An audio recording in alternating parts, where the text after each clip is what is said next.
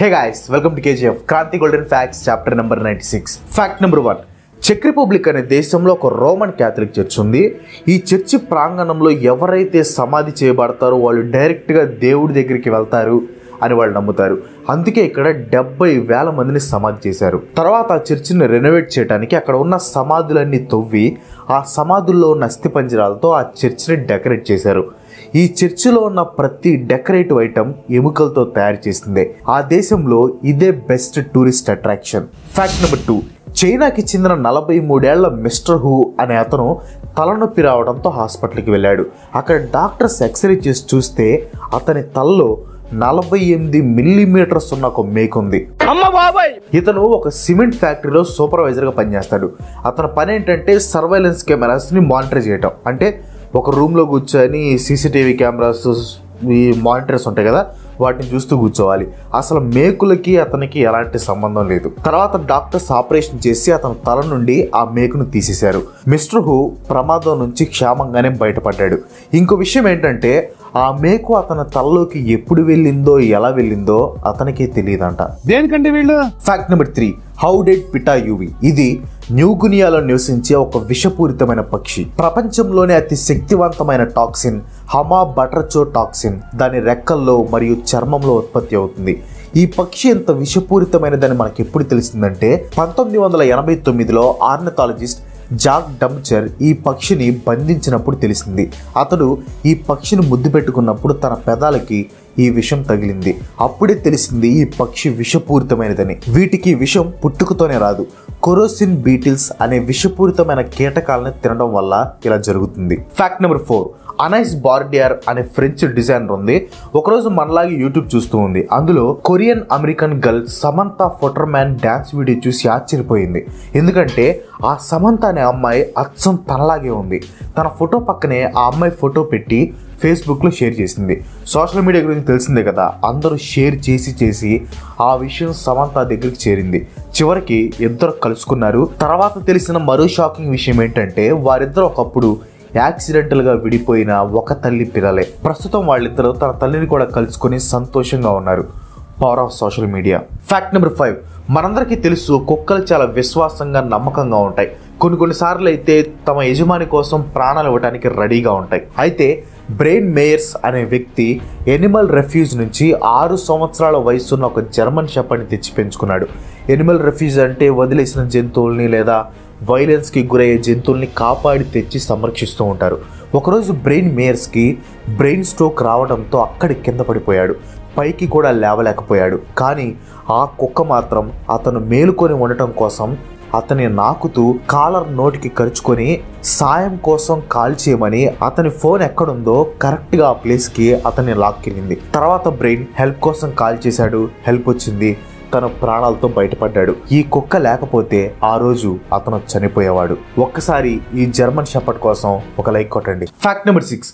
మనం ఎప్పుడైనా బయటికి వెళ్ళినప్పుడు పెద్ద గాలి వస్తే ఆ గాలి సౌండ్ మనం వింటాం. డిసెంబర్ 2018లో నాసా ఇన్సైట్ ల్యాండర్ యొక్క సోలార్ ప్లేట్స్ మార్స్ పైన వాటంతటవే కదిలాయి. దీనికి రీజన్ ఆ సమయంలో మార్స్ పైన చాలా వేగంగా గాలులు వీచాయి. ఈ కారణంగానే ఆ రోజు మొట్టమొదటిసారి నాసా యొక్క ల్యాండర్ ద్వారా మార్స్ పై ఉండే గాలి యొక్క శబ్దాన్ని రికార్డ్ చేశారు. కానీ ఈ గాలి యొక్క ఫ్రీక్వెన్సీ చాలా అంటే చాలా తక్కువ ఉంటుంది. దాన్ని వినడం మానవ జాతికి అసాధ్యం. తర్వాత నాసా ఈ సౌండ్ యొక్క ఫ్రీక్వెన్సీని సుమారు 1000 రెట్లు పెంచి మనం వినగలిగేలా చేసింది. మార్స్ మీద గాలి సౌండ్ ఎలా ఉంటుందో మీరే ఒకసారి వినండి.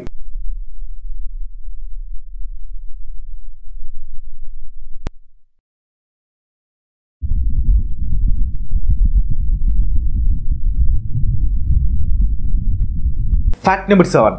స్పేస్ స్మెల్ చాలా డిఫరెంట్గా ఉంటుంది. టు బి ఫ్రాంక్ అది ఎలా ఉంటుందో మనకు కూడా తెలియదు. నాసా ఒక పర్ఫ్యూమ్ని తయారు చేసింది. దాని పేరు ఈట్ స్పేస్. దీని అర్థం స్మెల్ ఆఫ్ స్పేస్ అని. స్పేస్లో ఎలాంటి స్మెల్ ఉంటుందో ఈ పర్ఫ్యూమ్ ద్వారా మనం తెలుసుకోవచ్చు. నెక్స్ట్ ఫ్యాక్ట్లోకి వెళ్లే ముందు మీకు చిన్న క్వశ్చన్. ఇక్కడ స్క్రీన్ మీద మీకు ఏనుగు గుర్రం తలకాయలు కనిపిస్తున్నాయి కదా. ఇప్పుడు స్క్రీన్ని తిరగదిప్పి ఏం కనిపిస్తున్నాయో కింద కామెంట్లో చెప్పండి. Fact number 9.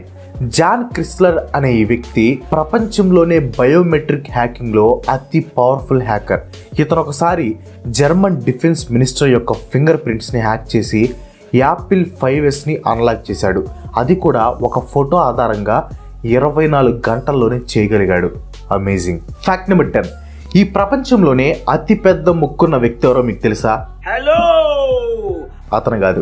మెహమెట్ ఒజరిక్ అనే ఇతని ముక్కు 8.8 సెంటీమీటర్స్ ఉంటుంది. అంటే 3.46 అంగుళాలు. పెద్ద ముక్కే ఇది. Fact number 11. ఈ ప్రపంచంలోనే అతిపెద్ద పక్షి ఆస్ట్రిచ్ అని మనందరికీ తెలుసు. దీనికి 3 కడుపులుంటాయి. ఈ పక్షి చిన్న పేగు పొడవు 46 అడుగులు. ఇవి గుర్రాల కంటే వేగంగా పరిగెడతాయి. అంతేకాదు మగ పక్షులు సింహం లాగానే గర్జిస్తాయి. ఇంట్రెస్టింగ్. Fact number 12.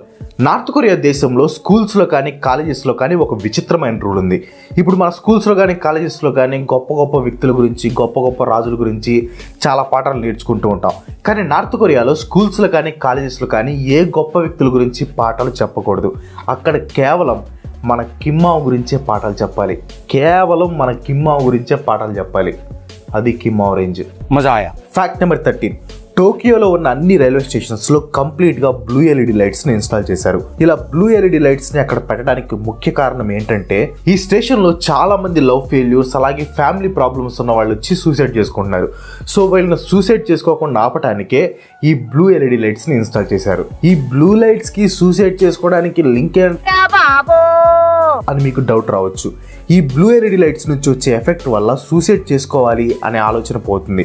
అంతేకాదు ఒక రీసెర్చ్లో తెలిసింది ఏంటంటే ఈ బ్లూ LED లైట్స్ని స్టేషన్స్లో పెట్టడం వల్ల జపాన్లో 84% సూసైడ్ రేట్ తగ్గిందని అక్కడ గవర్నమెంట్ అనౌన్స్ చేసింది. Fact number 14. ఇది మనం ఉండే భూమి. మార్స్ నుండి చూస్తే భూమి ఎంత చిన్నగా ఉంటుంది. 6 బిలియన్ కిలోమీటర్స్ దూరంలో ఉన్న వాయిగర్ 1 నుంచి చూస్తే భూమి ఇదిగో ఇలా ఉంటుంది. సూర్యుడి పక్కన భూమి ఎంత చిన్నగా ఉంటుంది.